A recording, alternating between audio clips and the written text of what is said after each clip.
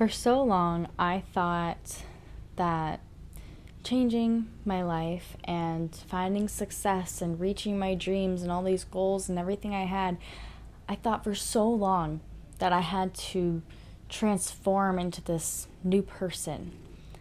And it took me a while to realize that it's not becoming a different person. It's learning who I am underneath all of the survival strategies that we use to cope.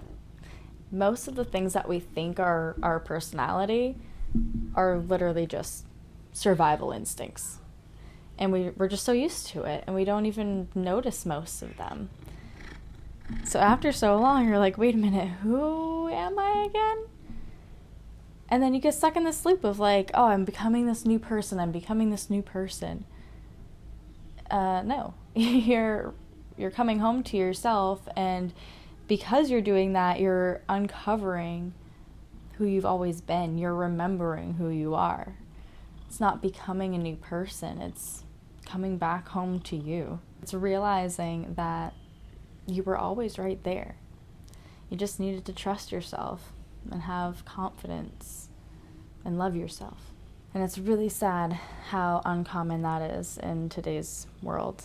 But I am assuming that you're here to continue adding to just good and love and light to the world, and knowing that you're here for something more, knowing that we don't have to live in survival anymore. We don't have to live in fear. We have more control than we even realize.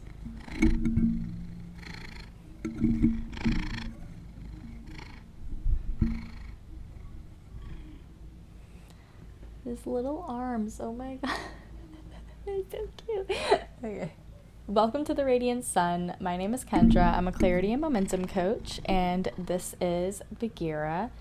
He is very photogenic. He tries to make his appearance as much as he can. It's actually kind of hard to do this in secret, but he caught me.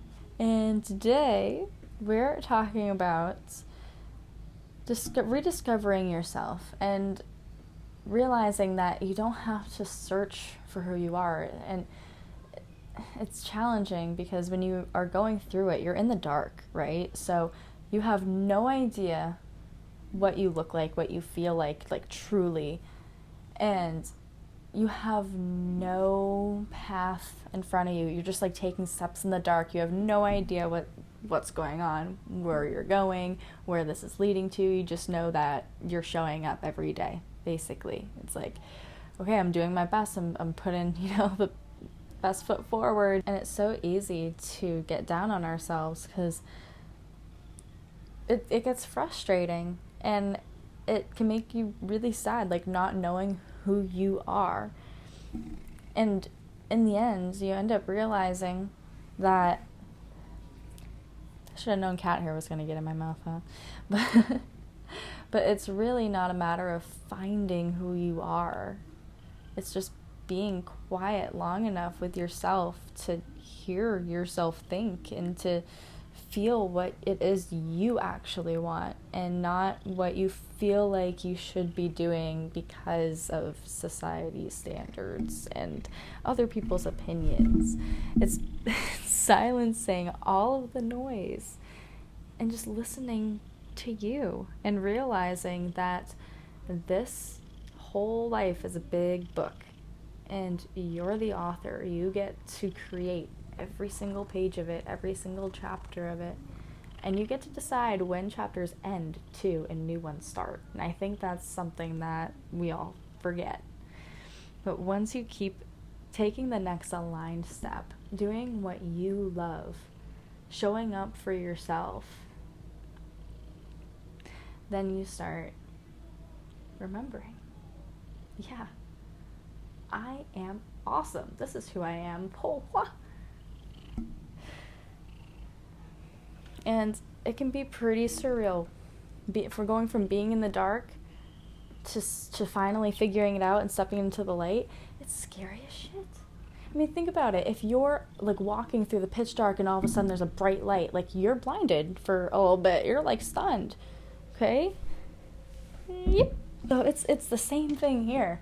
You're in the dark for so long and then boom, it hits you. You get clarity. You have this breakthrough. But then what do you do with it? Where do you go from here? There's so many ideas. There's so many possibilities. Oh my gosh. Like you're kind of like stunned for a bit, and then like you take steps and you start getting further into it, but then you run into imposter syndrome and fear of success and money fears and finding out that everything revolving around money boils down to your relationship with it. And it's like you figure so much out, but it's a lot. And it's nothing that you expected to be coming around the corner, you know? Like, you know you're making progress, and all of a sudden, boom. Shadow work never ends, man. But you come home to yourself when you do it. The healing is hard. It's not pretty. There's nothing pretty about the healing process except for seeing everything that you've done. Measuring your growth is the most beautiful thing that you can do in your healing. It's another thing that we all forget to do, because we always hear like, oh, past is in the past, don't look back, just keep going and never look back. Well, how else are you supposed to know how far you've come? That's why I've never liked that saying.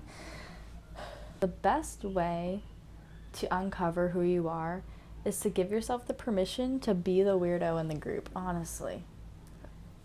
Be free. Allow yourself to be free to express yourself. And don't be shy about it. Don't be self-conscious about it. Again, you're writing the story. So if you, would you purposefully write yourself into a story where your best friends judge you and laugh at you? Or do they support you? And if they don't support you now, what do you need to write into your story to change that?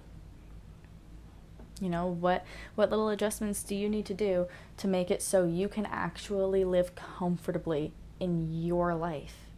To be proud of who you are and confident in your own skin and standing up straight and walking tall and just being you and being quirky and being different.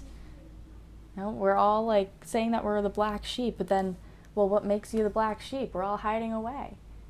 You know, like, be the weird one.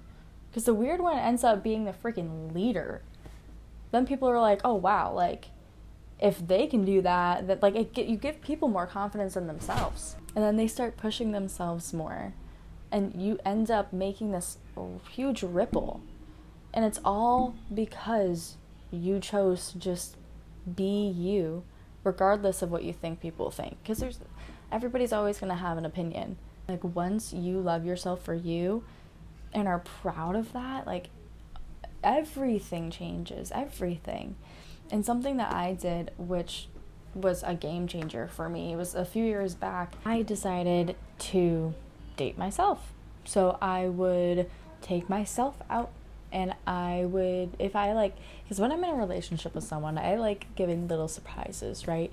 And so if I was in like a mood to give a surprise, right? And like, if I was in a relationship right now and I'm out doing whatever, like, I would probably want to get them a little something.